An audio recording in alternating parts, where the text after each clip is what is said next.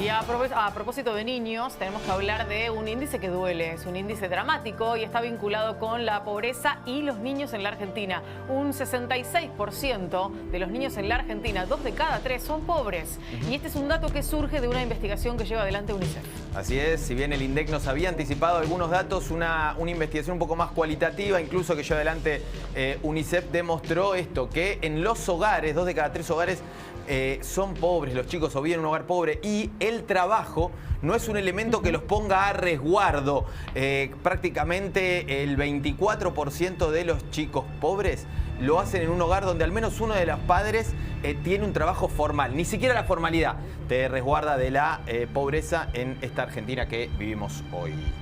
Bueno, vamos a avanzar con Sebastián Weisgertz, que creo que lo dije bien, y si no me corregirás vos. Sebastián es uno de los representantes de UNICEF que lleva adelante este trabajo y que amablemente nos atiende para que podamos profundizar un poco más en uno de los temas más trágicos de la Argentina. Sebastián, buenas tardes. Aquí Lore Toso y Javi Borelli te saludamos. ¿Cómo estás?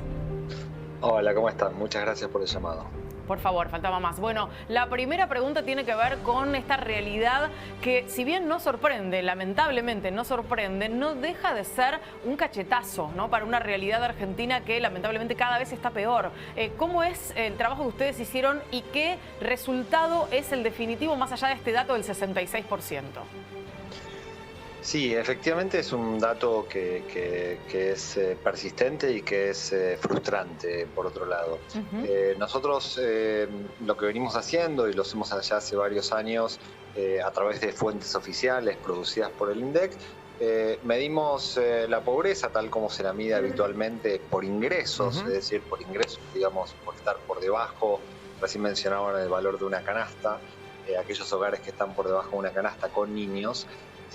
Y eso da un valor en torno a 51.5%. Sí.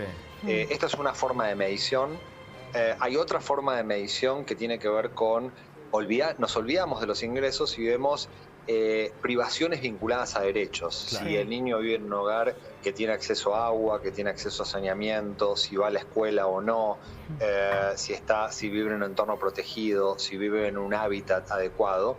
Esto nos da un poquito más bajo, nos da aproximadamente un 42%, y el dato que ustedes mencionaban de 2 de cada 3, del 66%, es lo que se conoce como la pobreza multidimensional, que básicamente es unir ambas mediciones, porque hay chicos que pueden estar privados por ingresos, pero también pueden estar privados por derechos que no están satisfechos. Entonces, la unión, es decir, chicos que están privados por ingresos, chicos y chicas que están privados por ambas dimensiones y chicos que están privados por carencias materiales, nos da este 66%, es decir, 2 de cada 3 chicos o tienen problemas de ingresos, o tienen ambas privaciones, o tienen privaciones materiales.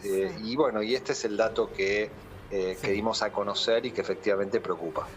Sebastián, es importante también hacer una cruza entre lo que implica, o ya de por sí pensar en la niñez, en esta situación con derechos vulnerados, nos asusta, pero al mismo tiempo es en la niñez cuando los chicos tienen el mayor desarrollo, digamos, de sus capacidades cognitivas, donde el cerebro más se desarrolla, y no tener una buena nutrición, no estar bien acompañados, no tener garantizados los derechos puede afectar ese camino. ¿Qué es lo que desde UNICEF se puede saber respecto de, bueno, cuán grave es esto para la trayectoria vital de estos chicos que están sufriendo estas privaciones? No, mira, lo que planteas es un tema clave, porque efectivamente lo que no logramos en esa primera infancia, en esos primeros años, la evidencia es muy contundente, que después es muy difícil recuperar y que esto genera múltiples restricciones hacia la vida adulta, ¿no? Entonces, justamente hoy por hoy, y quizás esto más vinculado a los aspectos monetarios, los hogares se enfrentan a múltiples restricciones, y la principal quizás tiene que ver con la alimentaria.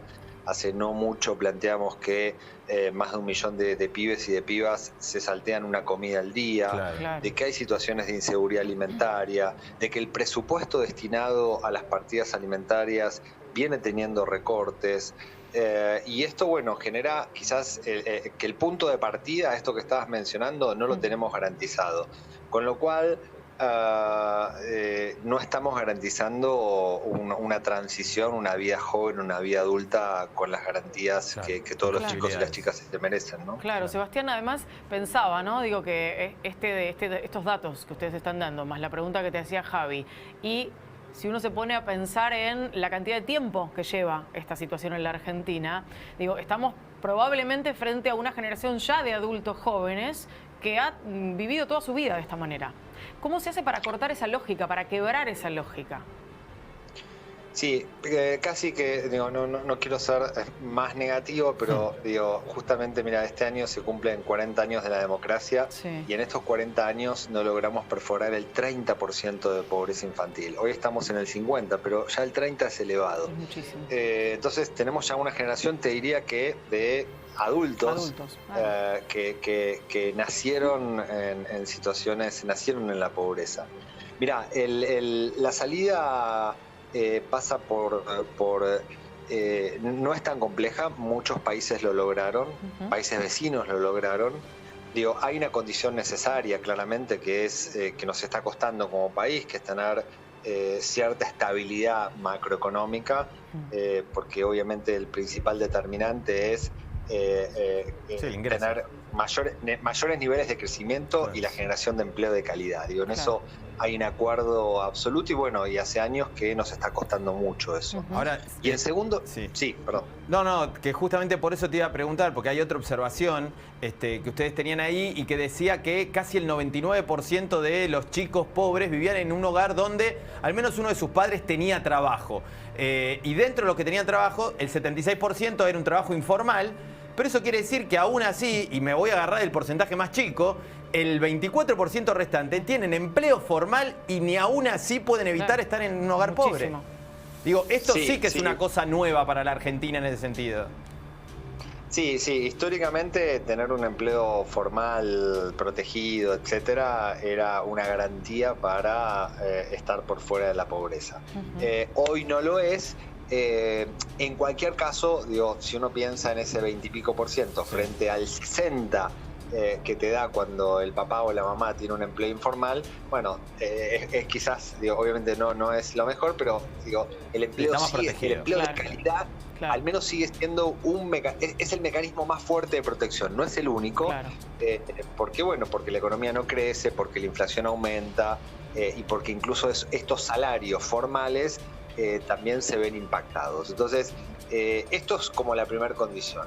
Y la segunda es, hasta que eso no suceda, o hasta que eso suceda paulatinamente, vos tenés que generar mecanismos de protección de ingresos, políticas alimentarias, redes de contención, que básicamente están dadas por 2 o 3 políticas. La asignación universal por hijo, que está muy bien focalizada, que le llega a los chicos que le tiene que llegar, lo que pasa es que no alcanza. Vos pensás que hoy la asignación universal por hijo es de aproximadamente unos 10.000, 11.000 pesos con un próximo aumento, la tarjeta alimentaria otro tanto, pero la canasta está en torno a los 50. Entonces, esto por un lado. El presupuesto 2022, que ya terminó, tuvo un ajuste, tuvo una contracción de aproximadamente un 4%, entre ellos explicado por una caída del 10% de la asignación en términos reales, ¿no? O sea, la inflación le ganó.